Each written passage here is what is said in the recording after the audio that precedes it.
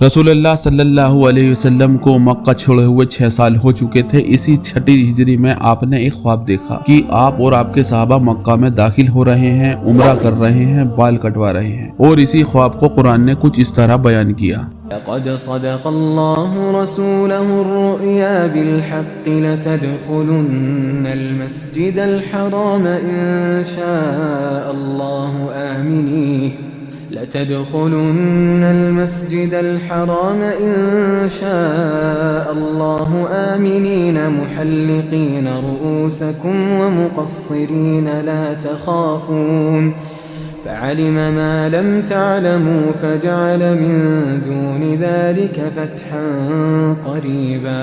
بے شک اللہ نے اپنے پیغمبر کو سچا اور صحیح خواب دکھایا تھا کہ تم انشاءاللہ مسجد حرام میں اپنے سر منڈوا کر یا اپنے بال ترشوا کر امن و امان سے داخل ہوگے۔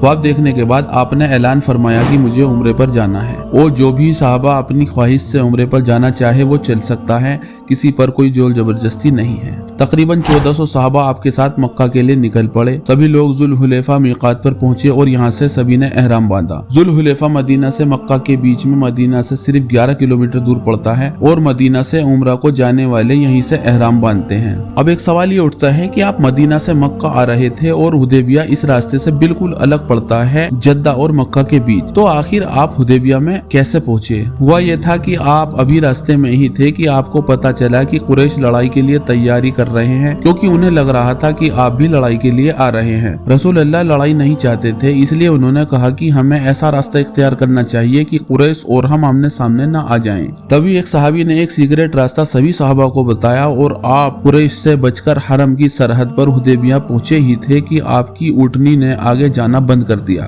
رسول اللہ صلی اللہ علیہ وسلم سمجھ گئے کہ اللہ کی یہی مرضی ہے کہ ہم یہی پڑاؤ ڈالیں۔ اب قریش کی مجبوری تھی کہ وہ صحاباؤں سے لڑ نہیں سکتے تھے کیونکہ وہ حرم کے پاس تھے اور سبھی احرام میں تھے۔ مشرکین نے بھی اپنے خیمے حدیبیہ کے ہی پاس لگا لیے کیونکہ وہ ابھی تک جنگ کے ہی بارے میں سوچ رہے تھے۔ اب مشرکین نے اپنی کئی سرداروں کو رسول اللہ صلی اللہ علیہ وسلم سے مکہ آنے کی وجہ دریافت کرنے کے لیے باری باری بھیجا۔ سب سے پہلے بدیل ابن ورقہ گئے اور پوچھا کہ آپ یہاں کیوں آئے ہیں؟ ان کو جواب یہی ملا کہ ہم عمرہ کے لیے آئے ہیں، لیکن بدیل ابن ورقہ کو اطمینان نہیں ہوا۔ پھر انہوں نے حلیس ابن علقمہ کو بھیجا، انہیں بھی یہی جواب ملا اور انہیں اطمینان بھی ہو گیا، بلکہ انہوں نے تو اپنے مکہ کے سرداروں سے یہاں تک کہہ دیا کہ اگر تم نے رسول اللہ صلی اللہ علیہ وسلم کا راستہ روکا تو میں بھی ان کے ساتھ تمہارے خلاف لڑوں گا۔ لیکن قریش والوں نے پھر بھی ایک اور سردار عروت ابن مسعود الثقفی کو بھیجا۔ یہ بہت بڑے سردار تھے، انہوں نے کہا کہ میں چلا تو جاؤں گا لیکن وہاں جا کر میں جو فیصلہ کروں گا وہ ماننا پڑے گا۔ پھر وہ جا کر آپ سے ملے اور کافی لمبی بات چیت کے بعد واپس قریش کے پاس آئے اور کہا کہ میں نے قیصر و کسریٰ کے درباروں کو بھی دیکھا ہے، میں نے فارس اور روم کے درباروں کو بھی دیکھا ہے، لیکن محمد کا دربار اور ایسے جانثاروں جیسے جانثار میں نے نہیں دیکھے۔ وہ تو نبی کے وضو کے پانی کے قطرے بھی زمین پر گرنے نہیں دیتے۔ ٹھیک یہی رہے گا کہ ان سے لڑائی نہ کی جائے اور کوئی بیچ کا راستہ نکالا جائے۔ اب قریش کی مشکل یہ تھی کہ اگر وہ آپ کو عمرہ کرنے دیں تو پورے مکہ میں ان کے لیے شرم کی بات ہوگی اور نہ کرنے دے تو لڑائی کا راستہ بنے گا۔ کافی ٹائم سے کوئی جواب نہ آنے کی وجہ سے رسول اللہ نے حضرت عمر سے قریش کے سرداروں سے جا کر بات کرنے کو کہا، لیکن حضرت عمر کا لگ بھگ ہر قریش کے سرداروں سے 36 کا آنکڑا تھا، اس لیے انہوں نے مشورہ دیا کہ حضرت عثمان کو بھیجا جائے کیونکہ مکہ میں کوئی گھر ایسا نہیں ہے کہ جس پر حضرت عثمان کا کوئی احسان نہ ہو، اور کیونکہ ابو سفیان اور حضرت عثمان بنو امیہ میں سے تھے اس لیے وہ آپس میں ٹھیک سے مشورہ کر پائیں گے۔ حضرت عثمان گئے اور کچھ وقت بعد ایک خبر آئی کہ حضرت عثمان کو قتل کر دیا گیا ہے۔ اس وقت رسول اللہ نے سبھی صحاباؤں سے ایک درخت کے نیچے بیعت کی کہ ہم یہاں سے واپس نہیں جائیں گے بنا عثمان کا بدلہ لیے، اور اسی منظر کو قرآن نے کچھ یوں بیان کیا۔ لقد رضي الله عن المؤمنين إذ يبايعونك تحت الشجرة فعلم ما في قلوبهم فأنزل السكينة عليهم وأثابهم فتحا قریبا۔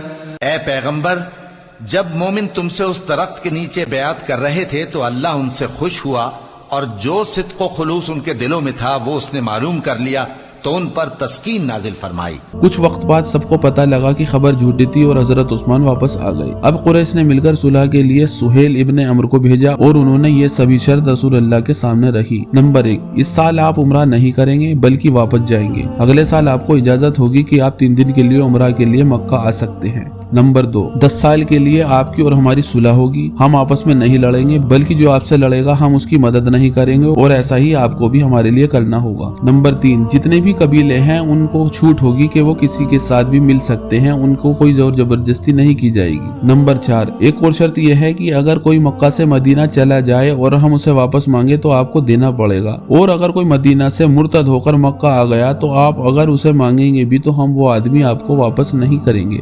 हुजूर ने ये सभी शर्त मान ली और सुलहनामा लिखा गया। सभी ने अपनी कुर्बानी की और बाल कटवाकर एहराम खोल दिया और मदीना वापस आ गए। देखने में ऐसा लग रहा था कि इसमें मुसलमानों का नुकसान ही नुकसान है, लेकिन कुरान ने इसी सुलह को फतेह मुबीन कहा और ये आयत नाजिल हुई। इन्ना फतहना लक फतहन मुबीना।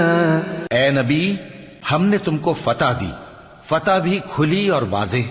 उस वक्त तो किसी को समझ नहीं आ रहा था कि ये कैसी फतेह हुई, लेकिन ये कोई नहीं जानता था कि जिस सुलह की वजह से जो सहाबा आज हरम में दाखिल नहीं हो सके वो सब इसी सुलह की वजह से 2 साल बाद 8 हिजरी में मक्का फतह करेंगे।